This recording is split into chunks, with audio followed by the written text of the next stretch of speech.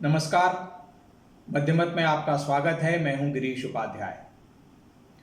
दोस्तों, आज दो बड़ी खबरें आई। पहली खबर सुप्रीम कोर्ट से, जिसने लॉकडाउन के दौरान सड़कों पर चल रहे मजदूरों को लेकर लगाई गई याचिका पर कोई भी आदेश देने से इनकार कर दिया। दूसरी खबर उत्तर प्रदेश के औरैया से आई, जहां सड़क दुर्घटना में ऐसे ही 24 मजदूरों की मौत हो गई। अब इन दोनों खबरों को लेकर सवाल तो बहुत उठाए जा सकते हैं, लेकिन हम यहाँ सवाल की नहीं, समाधान की बात करेंगे। सबसे पहले बात सड़क पर चल रहे मजदूरों की भूख प्यास की चिंता को लेकर। इसमें एक उपाय ये हो सकता है कि पूरे देश में आप वो चुनिंदा मार्ग निकाल लीजिए जिनसे होकर ये मजदूर गुजर रहे हैं। ऐसे मार्ग यदि 25 भी हों और प्रत्येक मार्ग की लंबाई 1000 किलोमीटर भी हो, तो यह दूरी 25,000 किलोमीटर होती है। आप कुछ न करें, हर 25 किलोमीटर पर कोई भी वाहन खड़ा करके या अस्थायी टेंट आदि लगाकर वहां इन लोगों के लिए जरूरी चीजों का इंतजाम कर दें। यदि आप उन्हें वहां खाना दे सकते हैं तो बहुत अच्छा, लेकिन पूरा खाना न भी दिया जा सकता हो तो भी आप इन मजदूरों के लिए केले, बिस्कुट, पानी, साबुन, इसके जैसी बहुत सी जरूरी चीजों की व्यवस्था करवा दें। पूरे देश में आपको 1000 जगहों पर ऐसे इंतजाम करने होंगे, और यदि ऐसे एक इंतजाम पर प्रतिदिन 10,000 रुपए तक का भी खर्च आया तो आपको रोज सिर्फ 1 करोड़ रुपए ही खर्च करने हैं। यदि सरकारों पर बहुत ही ज्यादा कंगाली छाई हो तो इस खर्च को भी राज्य व केंद्र सरकार में आधा आधा बांट लें आप। यह इंतजाम आपको ज्यादा से ज्यादा महीना भर करना होगा, यानी कुल रकम खर्च होगी 30 करोड़। और यदि केंद्र और राज्य सरकार आधा आधा बांट लें तो प्रत्येक के हिस्से में आएंगे 15 करोड़। हम 20 लाख करोड़ के पैकेज की बात करते हैं, लेकिन क्या देश के इन कर्मवीरों के लिए 15 करोड़ रुपए भी खर्च करने की स्थिति में नहीं है? इस तरह की व्यवस्था में आप स्वास्थ्य की जांच को भी जोड़ सकते हैं। शहरों और बड़े कस्बों की सीमा पर इन कामगारों के लिए मेडिकल चेकअप का इंतजाम आसानी से किया जा सकता है। आप उनका चेकअप करिए, जरूरत हो तो आवश्यक दवाएं उन्हें दीजिए, और यदि किसी में कोरोना के लक्षण दिखते हैं तो उन्हें वहीं रोककर उनके लिए अलग से इंतजाम करिए, ताकि वे संक्रमण का वाहक बनकर आगे न बढ़ते रहें। इससे न सिर्फ संक्रमण की चेन को तोड़ने में मदद मिलेगी, बल्कि उन गांवों, कस्बों और परिवारों को भी संक्रमण से बचाया जा सकेगा जहां ये मजदूर पहुंचने वाले हैं।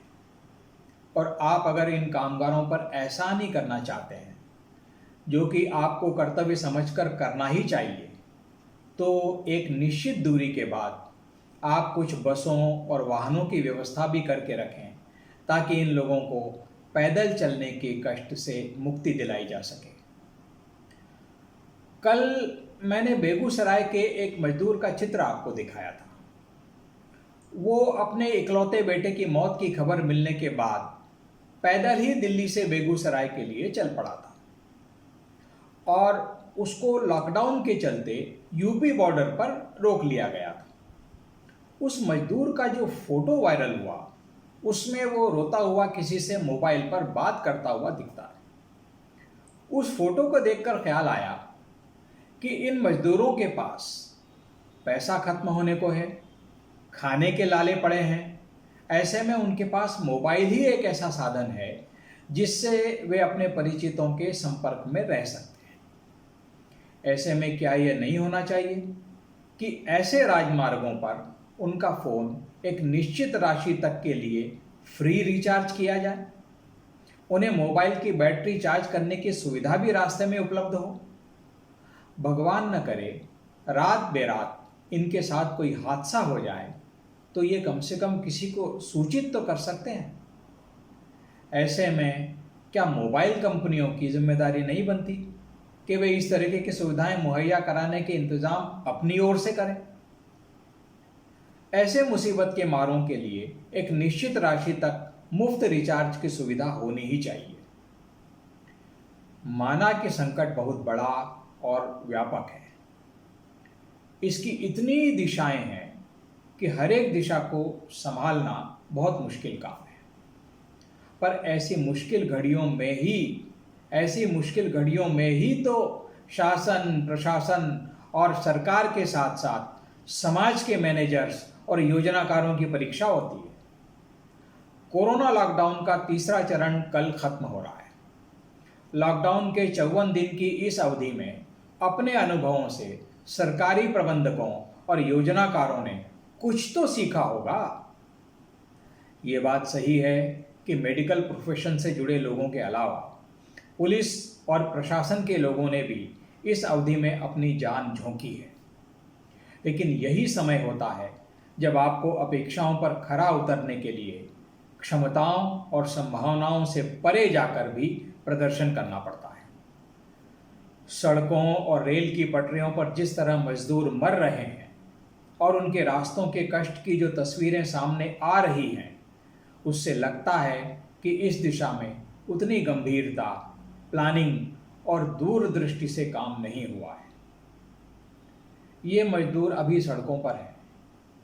आज नहीं तो कल वे जैसे तैसे अपनी मंजिल तक पहुंच ही जाएंगे। उनके पैरों के छाले और घाव भी भर जाएंगे, लेकिन उनके भीतर जो घाव होंगे उन्हें भरने में कितना वक्त लगेगा कोई नहीं जानता।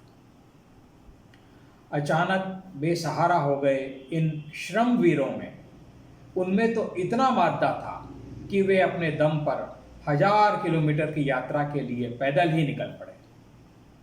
लेकिन सरकारें और प्रशासन शायद इतना दम भी नहीं दिखा पाए कि उनके इस पथरीले रास्ते के दर्द को कम कर सके।